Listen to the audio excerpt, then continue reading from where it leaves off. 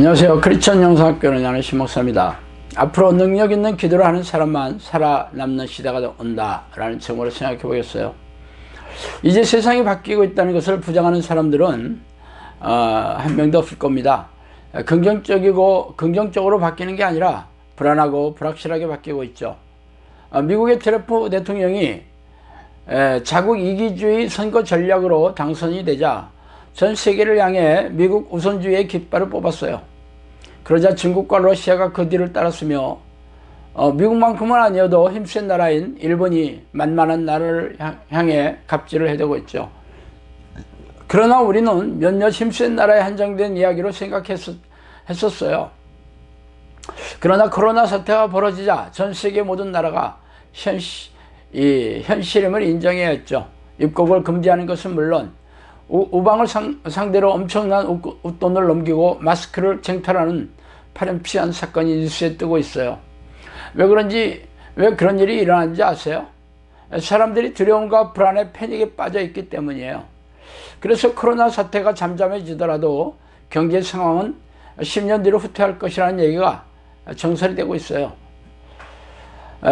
지금도 아주 실업자와 실직자들이 아주 폭발하고 있죠. 그래서 이제는 그동안 세계를 움직이던 협력과 관용의 원칙들이 사라지고 자국 이기주의가 휩쓸기 시작할 것입니다. 이런 움직임은 다른 나라와 국민이 죽든 말든 자신들만 살아남는다는 생존 전략이에요. 그러나 이런 현상이 나라와 나라와의 관계에서만 존재하는 게 아닙니다.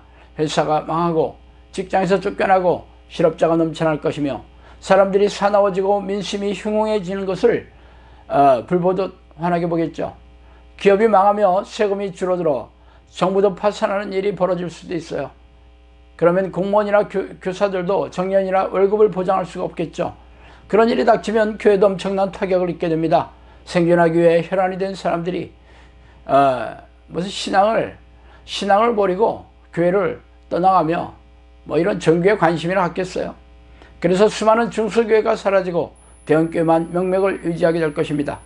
말하자면 지금 우리는 세상이 아주 나쁘게 바뀌는 현실을 받아들여 생존 전략을 모색해야 한다는 것이죠.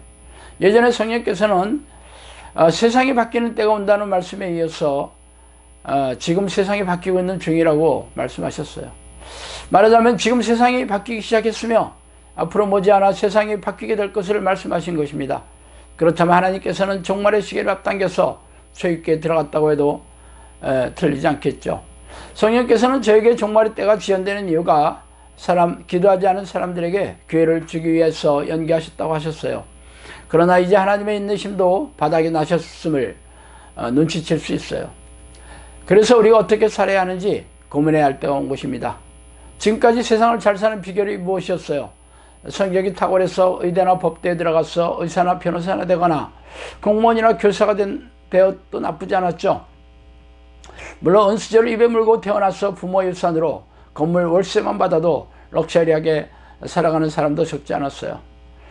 그게 아니라면 장사나 사업 혹은 투자를 해서 부자가 되는 길도 있었죠.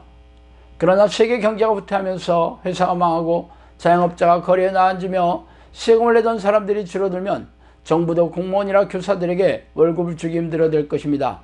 건물을 갖고 월세를 받던 건물주들은 텅텅 빈 점포들을 보며 한숨을 쉴 것이고 병원이 도산하고 변호사들이 파산하는 일도 속출할 것입니다. 말하자면 지금까지 믿고 의지했던 모든 것들이 순식간에 날아가 버리는 사건이 비일비재하게 될 것이에요. 그래서 어떻게 살아남아야 하느냐고요? 자신의 학력이나 경력, 국가 자격증이나 기술, 직장, 부동산, 주식 등의 재산에 기대를 할 수가 없게 되겠죠. 그전에 당신이 믿고 살았던 것들이 이제는 쓸모없게 되거나 하찮게 되어버린다는 것이에요. 하나님께서는 안일하게 살던 세상 사람들의 삶의 터전을 마구 흔들기로 작정하셨기 때문이죠. 이제는 하나님의 능력으로 사는 사람들만이 평안하고 형통한 삶을 살게 될 것입니다. 여호와는 악인을 멀리하시고 의인의 기도를 들으시느니라. 잠언 15장 19절이죠. 진실로 너에게 이르노니 만일 너에게 믿음이 겨자씨 한 알만큼만 있어도 이 산을 명하여 여기서 저기로 옮겨지라면 옮겨질 것이요 또 너희가 못할 것이 없느니라. 마태복음 17장 20절입니다. 당신이 평생 교회 마당을 밟으면서 위 구절과 상관없이 살아오셨을 것입니다. 기대 응답이 없어도 곧 수입을 얻는 국가 자격증과 돈 잘 버는 점포와 든든한 직장, 모아놓은 부동산과 재산을 의지하며 천국에 들어가는 자격을 얻기 위해 교회에 나와서 예배를 드리고 11조를 드리며 교회 봉사를 해왔기에 말이죠. 말하자면 세상에서 사는 능력은 자신의 직장과 점포, 자격증을 의지하며 살았기에 기도의 능력이 없어도 큰 문제가 되지 않았어요. 그러나 하나님은 그런 당신의 세속적이고 폐역한 삶의 방식을 송두리째 버리고 돈을 하나님보다 더 사랑하고 의지하는 죄악을 드러내게 하실 것입니다. 그리고는 전지전능한 하나님의 능력으로 사는 하나님의 백성들만 평안하고 형통한 삶으로 인도해 주시고 세상의 두려움에서 안전하게 지켜주실 것이에요. 그래서 앞으로는 성령과 동행하는 기도의 습관을 들여서 능력 있는 기도의 사람들만 생존하게 될 것입니다. 그래서 당신이 가슴이 뜨끔해지고 두려움에 질려서 울부짖으며 기도를 한다고 하더라도 큰 소득이 없을 것이에요. 능력 있는 기도를 하는 사람은 오랫동안 기도의 훈련을 통해 성령과 동행하는 삶을 습관을 들여했기 때문이죠. 즉 능력 있는 기도는 하루아침에 얻어지는 것이 아닙니다. 그동안 우리네 교회에서는 기도할 생각도 없고 종교적인 의식을 마치고 모여 앉아 먹고 마시고 즐기는 일에 세월을 보냈어요. 이제는 그 폐역한 대가를 혹독하게 치르는 때가 될 것입니다. 성령의 능력이 없는 교회는 순식간에 문을 닫게 될 것이며 양들은 울부짖으며 거리를 방황하게 될 것이기에 말이에요. 그렇더라도 당신이 해야 할 일은 많지 않아요. 이제라도 하나님을 마음에 두기 싫어하며 하나님을 찾지 않았던 죄악을 회개하며 용서해달라고 통곡해야 할 것입니다. 그래야 영원이라도 구원받을 수 있는 기회가 생기겠죠. 그러나 지금 그렇게 하더라도 기도의 능력과는 상관이 없기에 거친 세상의 파도에 휩쓸려서 고통을 면치 못하게 될 것입니다. 그동안 당신이 평안한 세상의 날 동안 종교적인 교인이 되어서 자신의 욕심을 채우고 자기 일을 내세우며 자기 만족을 즐기고 하나님과 교제하는 기도를 잊은 대가이죠. 그래서 통곡하며 하나님께 불쌍히 여겨달라고 기도하셔야 할 것입니다. 혹시 하나님께서 당신의 눈물을 불쌍히 여기셔서 고통의 날을 감해 주실지 누가 알겠습니까? 자, 오늘은 여기까지 하겠습니다. 감사합니다.